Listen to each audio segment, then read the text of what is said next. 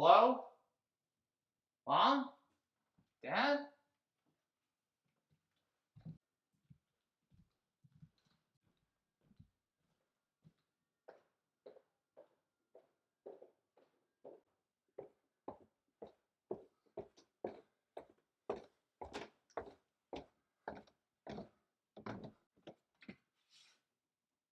Hux?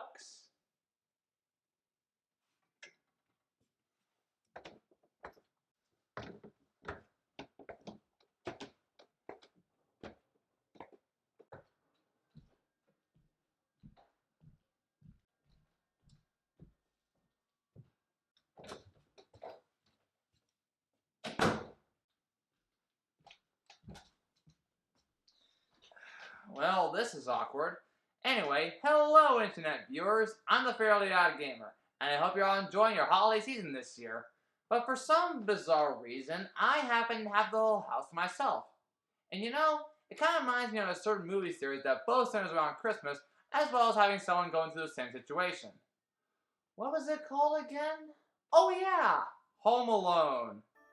Home Alone is considered by many as a true classic Christmas movie next to other great movies like Charlie Brown Christmas, Rudolph, Miracle on 34th Street, and even modern-era movies like Elf and Die Hard. It centers around a kid named Kevin McAllister who is, well, home alone, as he confronts a duo of criminals known as the Wet Bandits and sets up booby traps in order to save his house. When it premiered in theaters on November 16, 1990, more than 30 years ago, it became a huge success for both critics and audiences. Here's a little fun fact, it actually held the Guinness World Record for the highest grossing live-action comedy ever. That is until The Hangover Part 2 took the record in 2011. But that's not all. This movie also held the record for the highest grossing Christmas film of all time, until it got surpassed by the CGI Grinch movie. However, it would later spawn not one, not two, not three, not four, but 5 Home Alone sequels, with the last of them being released not too long ago. As for the movies overall, I love the first Home Alone, and it's definitely a classic by all means. Home Alone 2 Lost in New York is a fantastic sequel and a great follow to the original. Home Alone 3 was okay, but the plot could use a little bit more work. And why does it have to be Max Keeble? And because Home Alone 3 bombed at the box office, the last 3 sequels were released in other media sources, whether direct-to-video or DVD, TV specials, or nowadays, streaming services.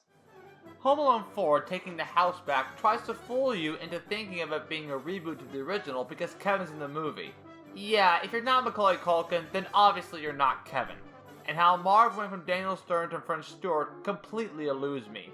And the less I talk about Home Alone 5, The Holiday Heist, the better. Even though Malcolm McDowell did a good job, it wasn't enough to save the movie for me. And just recently, I saw Home Sweet Home Alone on Disney+. Like many fans, I thought it was going to bomb like most of the Home Alone sequels. After watching it in full, it's actually not as bad as I thought it would be.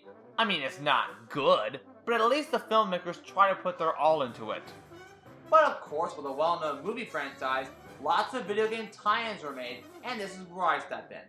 So with that said, I'll be looking at all the Home Alone console games back when the movies were relevant. And first up, we have Home Alone for the NES. We see that the game was published by THQ and developed by... wait, Bethesda? The same company behind the Evil Within series, as well as Fallout and the later Doom games? Huh, who'd have known? Anyway, as Kevin McAllister, you know, the one played by Macaulay Culkin in the movies, you wander around the house and find objects which he uses traps to stun the Wet Bandits, Marv and Harry. Wait, did I say stun? I meant to say the items flatten the bandits and turn them into a box. Simple, right? Well, no. First off, the perspective is completely out of whack. I get that he's standing on a different floor of the house, including the basement, but yeah, it does look strange when you think about it. However, I do like how you go from the house to the tree house via rope like in the movie. Also, if you get caught by the bandits in any way, it's game over. However, if you do manage to survive for 20 minutes, then you get an image of Kevin looking through the window as the cops arrest the Wet Bandits. Have yourself a merry little Christmas. While it was a good concept for a survival game, Home Alone for the NES wasn't executed very well in my opinion. But that's okay because we still got 5 more games to cover for this review.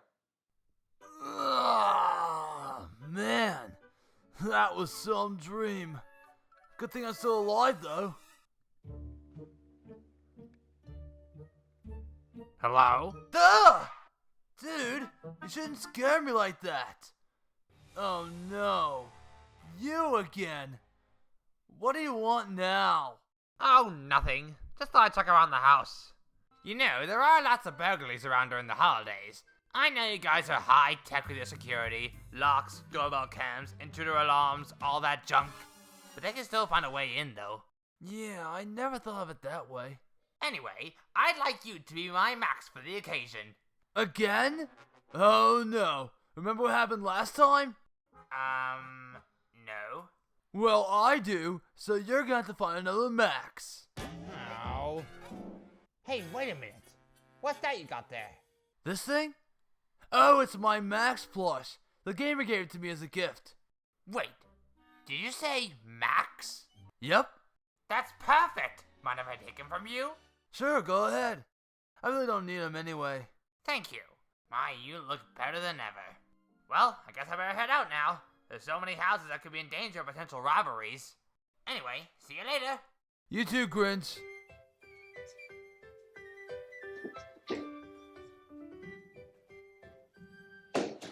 I'm sure he won't do anything bad this year. I mean, he is the Grinch after all. So anyway, let's move on to Home Alone 2 Lost in New York, also for the NES. After seeing that THQ and Imagineering are responsible for this game, we find out that it's memory of a guy named Tom Height. Now, who exactly is Tom Height? Apparently he was a programmer and designer for THQ and had earlier worked on the NES game Bart vs. the Juggernauts. God bless you, good sir. So the concierge at the Plaza Hotel, who in the movie is portrayed remarkably by Tim Curry, calls the hotel employees about a stolen card that Kevin used to check into the hotel and they had to go after Kevin because of it. Meanwhile, the wet bandits who broke out of prison are calling up on the gang to get revenge on Kevin for what he did to them. Makes perfect sense to me, I guess. Already this feels much better than the previous game. Just a simple side-scroller with no weird perspectives to deal with. Also, I'm glad that you can slide your knees the same way as Pete Townsend and maybe the end of Platoon. Now that's awesome. But here's the catch. Everybody in this game wants you dead. Moving luggage, shop owners throwing bombs, jumping old ladies with umbrellas, bloody mops, and even the front desk throwing keys that can kill you. Wait, seriously? In a normal game, keys are good. They help you unlock doors and progress through the game. But here, these keys are bad. Not just that, they're evil. Believe it or not, some of these things can kill you instantly like vacuum cleaners and even getting strangled to death. You can even have Kevin use weapons like necklace beads, a nail gun, and a boxing glove gun. Potions give Kevin temporary invincibility, and giving these bells give... Wait, is Kevin doing a screw attack? It's actually a cool power up because it insta-kills any enemy that comes your way. That is unless you get hit by them. So back to the story. You have to run to the elevator door and bang the button lots of times until the elevator door opens. Which is fitting because I do the same thing if people were coming after me. Encounter random floors until you reach the 16th floor, and then you head to the service elevator to the kitchen. There you'll encounter a big bad chef, the first boss of the game. The only way to defeat him is to slide toward him until you get his pants down to his knees. But here come the wet bandits who manage to tell Kevin, secretly recording, their biggest scheme. I actually like how the scrolling text bubbles match the dialogue from the movie. Somewhat. We spent 9 months in jail thinking we had the worst luck in the universe. We were wrong, little buddy. We're doing fine. We're gonna be doing even better. We're not robbing houses anymore. Now we're robbing toy stores. At midnight tonight? Don't you mean 10 o'clock? You want to shut up? What's the difference? He's not gonna talk to anybody. Except maybe a fish. Or the Undertaker. Kevin gets away after Marvin Harry gets sucker punched by a lady, and it has a central part where, just like the hotel, everything wants you dead. Not just criminals, but also black rats and pink bats? They're great survivors. This climb up to the top really blows, especially this light pole. Just how is he able to do that?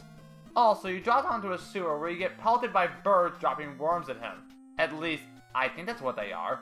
Eventually you make your way to Uncle Rob's house. It's here where you finally set the traps for Marvin Harry to trigger. Also, unless you have a guide or a gameplay video on your phone, it's gonna take a while. Basically, all you do is find keys in order to get to the top floor of the house, in which you fall to the ground and get chased by Marv while trying to avoid more rats and bats, as well as floating garbage can lids, bricks, and a safe. After that, you climb a giant creepy looking tree where you manage to defeat Marv and Harry with help from the bird lady. I'm surprised we never saw her in this game until now. Anyway, Kevin gets reunited with his family as Marv and Harry get arrested and sent to the clink. It's sort of a mixed bag in my opinion, but who knows? Maybe there's a game that could be better. I mean, what could possibly go wrong? I wonder what the Grinch is doing.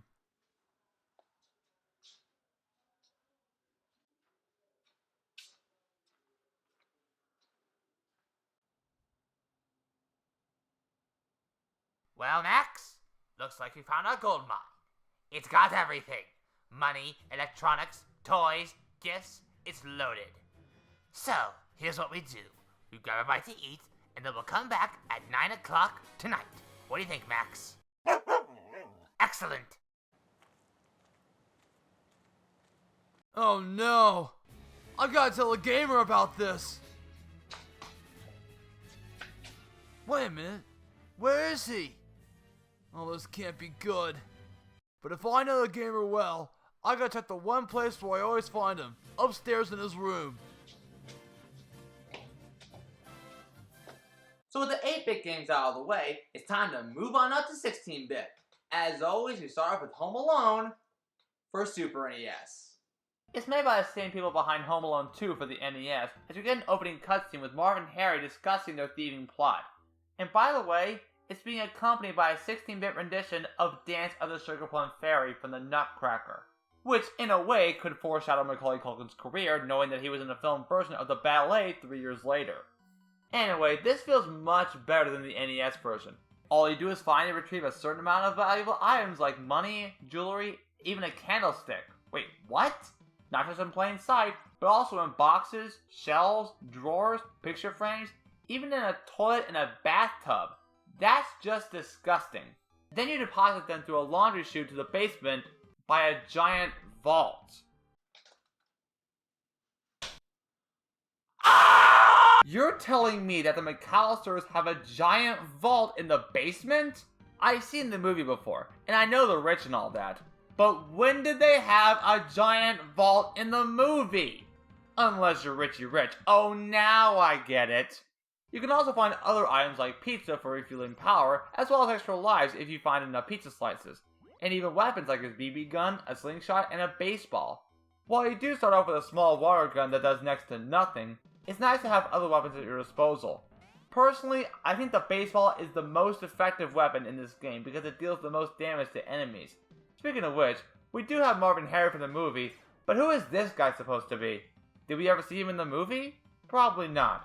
But for all I know, he could be AC from the movie within a movie, Angels with Filthy Souls. Now that'd be something. We also have this classy goon that throws balls and another goon throwing his hat like King K. Rool in Donkey Kong Country. Getting hit by anything makes you lose power, and getting hit 3 times leads to this. Which is actually based on this scene from the movie.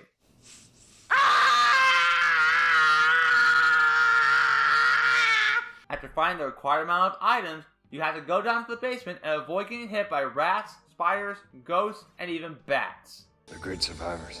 The last 3 levels have you fight against a giant spider, a ghost, and a giant rat, not controlled by the rat catcher. By the way, Batman Dark Tomorrow stole this by hitting them with a brick. Defeat the boss and store the loot in the vault. The other levels have you do the same thing, but with toys, electronics, and pets? I don't remember the McAllisters having any pets in the movie, except for Buzz's tarantula. And that's about it. Kevin gets reunited with his mother and family as the wet bandits get arrested and sent to jail. A happy ending for everyone. It's not as bad as I thought it was, but at least it was better than the one on NES.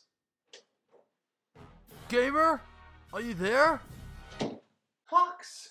Thank goodness you're here. Me too, dude. Anyway, this is an emergency. Look at this. Well? Oh no. My thoughts exactly. Anyway, what game are you playing now? Right now I'm about to start Home Alone 2 for the Super NES. Alright, but once you're done, I need your help. Will do, Hux. Excellent. Later, dude. Then there's no time to waste. Home Alone 2 for Super NES. It's literally the NES version again with a graphic update. Same movesets, same levels, same controls, it's all there. Except instead of a bell giving Kevin screw attack, it's a turtle dove. So at least we get something from the movie. Also, the elevator sequences are way too long. At least they're quicker in the NES version, but here? Grab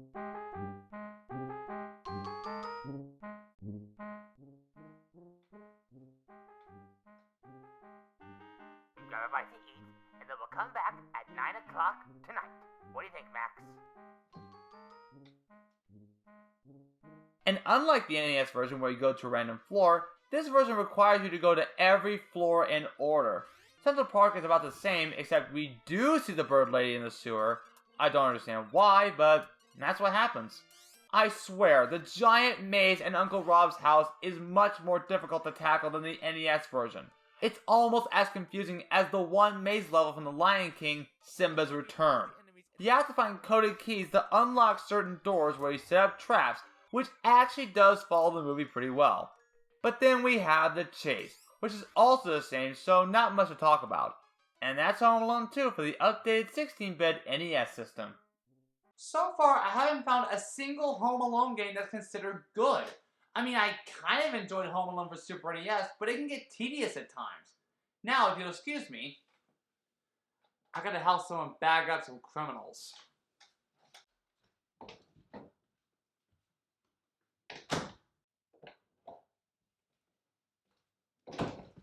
Ready, Hux? Ready, gamer. Alright, let's do it.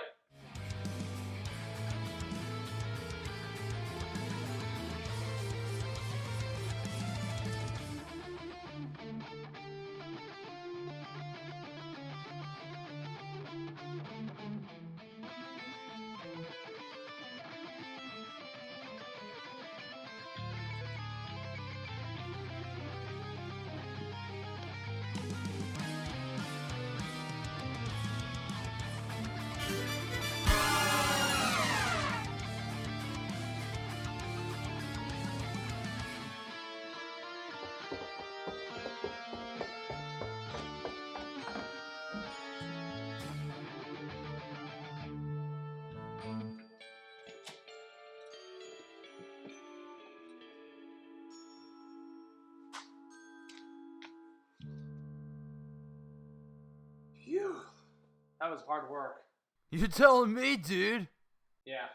Oh, by the way, I got 2 more games to review. Alright, here's what we do. I set the traps, you finish the review. Got it? Got it. Good luck out there. Thanks, gamer.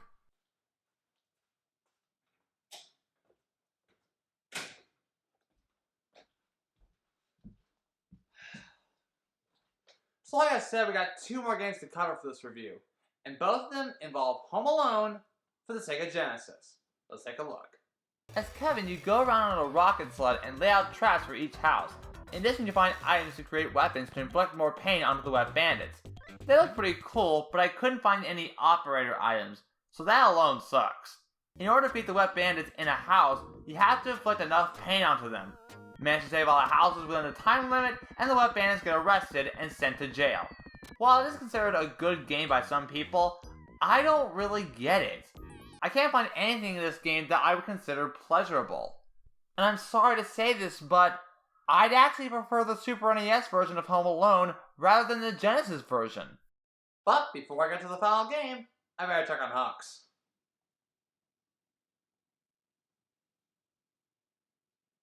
Hello? Hey, Huxgamr. Hey, gamer, how are things? So far, so good. Anyway, how are the traps coming along? They're coming along nicely, dude. I saw a Grinch burn his hand with a doorknob. Man, that was hilarious. Oh, hold on. I think you hear the Grinch coming down.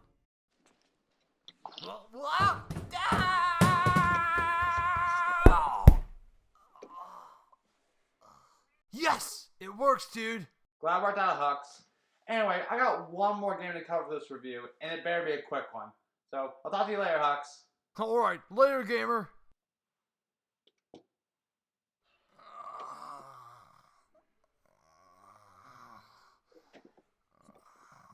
Oh. Ooh, that's gotta hurt. Max? Don't worry, buddy. I'll save you.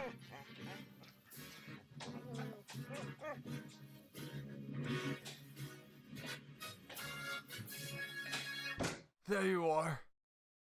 Oh, dude. Come on, let's get your back. Hello. Or maybe not. Wait, come back! Oh.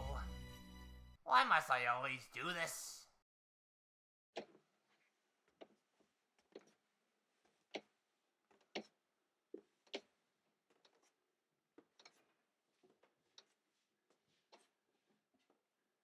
Let's finish off the review with Home Alone 2 for Sega Genesis. Surprisingly, this game starts you off at the airport instead of the hotel. Strange, but actually pretty cool. You do have a baseball as a starting weapon to throw at security officers, which is also pretty cool. I also love getting new weapons in this game as long as you find the needed components. Once you found them all, then you can use your updated weapon. And I love using them. Not only can you defeat enemies with them, but you can also defeat Marv and Harry with them as well. Yeah, in each level you can actually fight Marv and Harry with either your weapons or level hazards. The longest level can be difficult at times by means of the conveyor belts and crusher things, I don't know what they're called. Also, this game does have an accurate rendition of New York, which is amazing. But some of the platforming is a bit finicky, like slipping on bricks whenever you land on them. It's about as annoying as getting attacked by pouring water and pouncing cats. At least this game kept the tradition of having everyone and everything wanting you dead. Duncan's toy store looks more like a neon light show than a toy store, and the two-way punching gloves are also very annoying. Plus the awkward platforming as mentioned before. However, the city level at night was when I gave up because I was pretty much home alone out by this point. The other levels include throwing bricks at both Marv and Harry, which is actually the best part of the movie by far.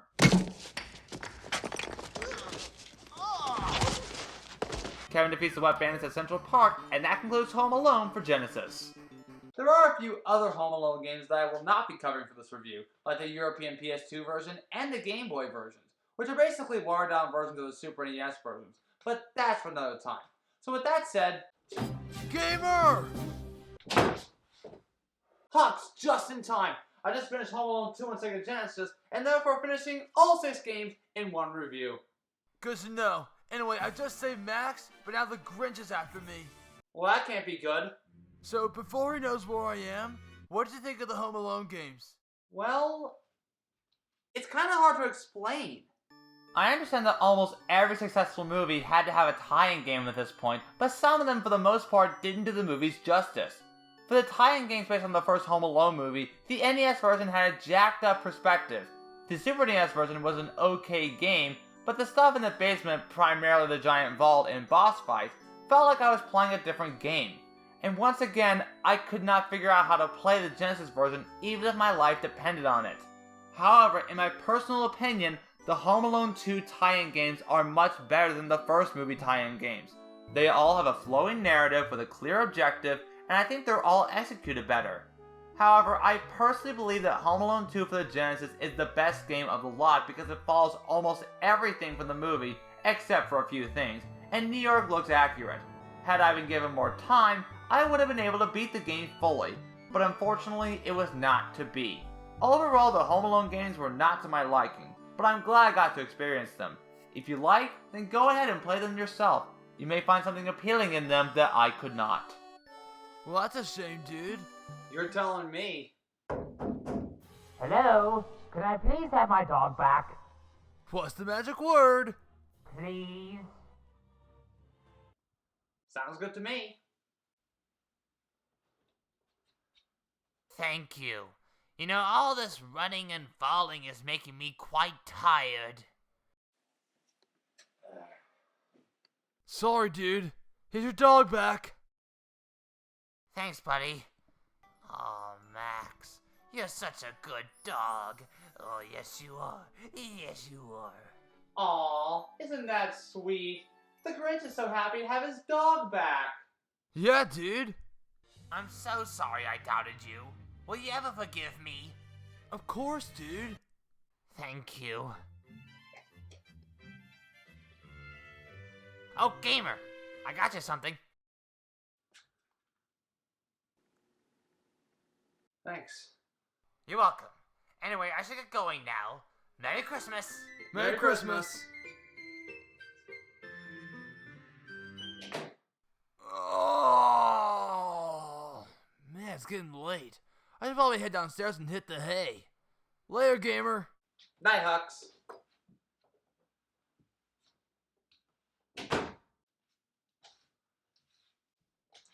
And with that, we finally reached the end of the Home Alone review. I want to wish you all a Merry Christmas and a Happy New Year. I'm the Fairly Odd Gamer, and I wish you all good luck the rest of your day or night, wherever you are. Take care, everyone. How's it going, dudes? Huxgamr here. Be sure to subscribe and hit that bell icon if you want to get notified for upcoming videos. Well said, Hux. Also, be sure to follow me on Facebook, Twitter, and Instagram, and some of my character buddies on TikTok. And if you'd like, you can have one of my character buddies do a short video for you via video commission. Links to all of those in the description below. And so, without further ado, I wish that one of my character buddies finish off the video. Hello everyone, I'm the Grinch. It's the holiday season, and I've been given the task to dress up as Saint Nick for this video, and it looks really good, and I quite like it. Anyway, I'm here to let you all know that you can support the Fairly Odd Gamer on the Patreon. After supporting, you can chat with fans, as well as other supporters for the channel, have your name featured in the credits, and even watch exclusive content like a sneak peek, or even watch the review before it gets released. And now, it is my honor and duty to give this month's Patreon shoutouts to Flashfigure. Once again, thank you all for watching the video and supporting the channel, and I hope you have a merry, holly, jolly holiday season. Well, I do my best this year to not give you the pleasure